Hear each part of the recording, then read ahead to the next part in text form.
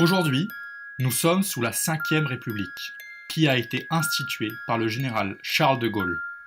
C'est le régime politique de la France dans lequel il y a un président de la République, une Assemblée nationale, le Sénat, un gouvernement, etc. On y choisit nos représentants, signe de la démocratie dans notre pays. En France, la République existe depuis 200 ans. Elle est née sous la Révolution française pour mettre fin à la monarchie absolue de droit divin que vous avez étudiée en 4e. Depuis son installation, il y a eu plusieurs républiques. Dans une république, on peut départager le pouvoir donné par le peuple de différentes façons. Tout cela est fixé par l'un des textes fondamentaux d'une république, qui est la Constitution. Elle explique le fonctionnement de la république en place. À l'heure actuelle, il y a eu 5 républiques au total, donc 5 constitutions différentes. Commençons par la Première République, qui date de 1792 et qui se termine en 1804 ou 1799, selon notre positionnement sur la question. La Deuxième République, quant à elle, date de 1848 à 1852. La Troisième République, la plus longue république de notre histoire, date, elle, de 1870 à 1940. La Quatrième République, elle, date de 1946 à 1958. 1958, année qui, évidemment, a donné naissance à la Cinquième République, qui est notre République jusqu'à ce jour.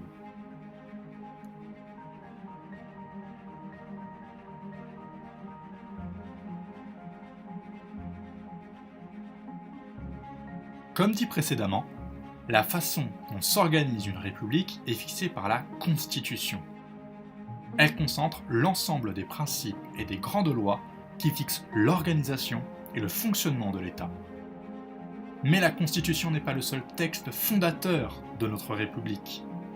On s'inspire également de la Déclaration des droits de l'homme et du citoyen, adoptée le 26 août 1789. Les droits qui y sont évoqués sont tellement fondamentaux pour nos républiques qu'ils apparaissent évidemment dans notre Constitution. Maintenant que nous avons expliqué comment la République était fixée, regardons de plus près les symboles qui la définissent et qui font l'unité du peuple français. Il y a tout d'abord le drapeau français, qui arbore les couleurs bleu, blanc et rouge. Il symbolise l'unité nationale. Pour exemple, les Français se sont réunis derrière ce symbole pour signifier leur union face aux attentats de 2015. Le blanc représente la monarchie, tandis que le bleu et le rouge se rattachent à la ville de Paris, signifiant ainsi que le peuple encadre le roi. On retrouve ce drapeau sur des lieux officiels comme la mairie, ton établissement scolaire, ou encore dans des moments sportifs. Il y a ensuite notre devise qui rappelle les valeurs de notre République. Liberté, égalité, fraternité sont des mots qui ont une résonance toute particulière pour nous.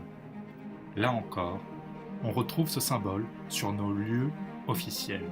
Autre symbole très connu, la Marseillaise, autrefois appelée Chant de guerre pour l'armée du Rhin, et écrite par Rouget de Lisle en 1792. Elle devient l'hymne national de la France à partir de 1795 et est abandonnée en 1804. Elle finit par s'imposer définitivement comme hymne national de la France en 1879. La Marseillaise est aujourd'hui un symbole incontournable de la France. Lors de rencontres sportives, par exemple, allant des matchs de foot aux Jeux Olympiques. Lors de la fête nationale ou lors des commémorations, elle est évidemment jouée. Mais elle peut être également chantée lors d'événements plus simples, comme des meetings politiques, ou encore lors de la remise des diplômes du brevet dans ton collège. Enfin, la République française est personnifiée sous les traits d'une femme du nom de Marianne, qui en est donc son allégorie.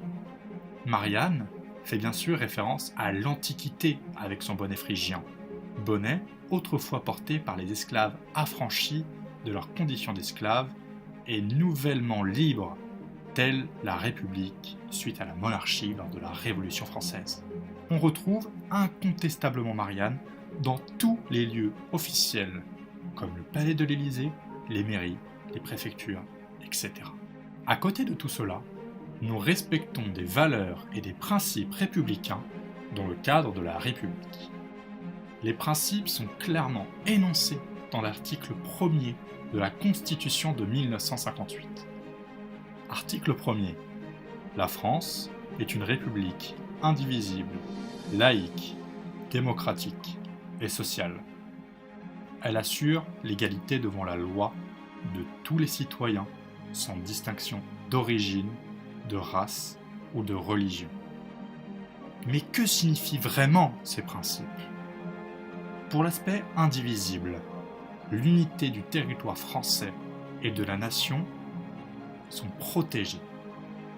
La laïcité est un mot qui revient extrêmement souvent dans notre société. Mais la France est un pays laïque. Qu'est-ce que cela signifie ?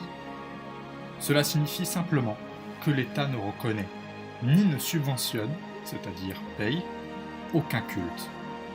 Donc, la France n'est ni catholique, ni juive, ni musulmane, mais respecte les croyances de chacun. Autrefois, la religion chrétienne était intimement liée au pouvoir en France. En 2004, l'Éducation nationale a réaffirmé sa volonté de voir la laïcité respectée en interdisant tout signe ostentatoire qui, en d'autres termes, manifeste clairement une appartenance religieuse à telle ou telle religion. La République se veut démocratique, puisque c'est le peuple qui gouverne par l'intermédiaire du vote. C'est donc le gouvernement du peuple, par le peuple et pour le peuple.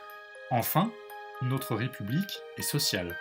La France est connue dans le monde pour être le pays des droits de l'homme.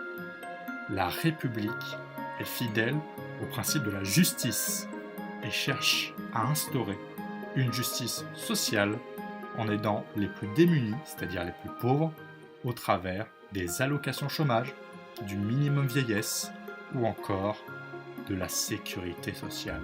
À côté de ces principes, la République a des valeurs. Ces valeurs sont évidemment la liberté, l'égalité et la fraternité.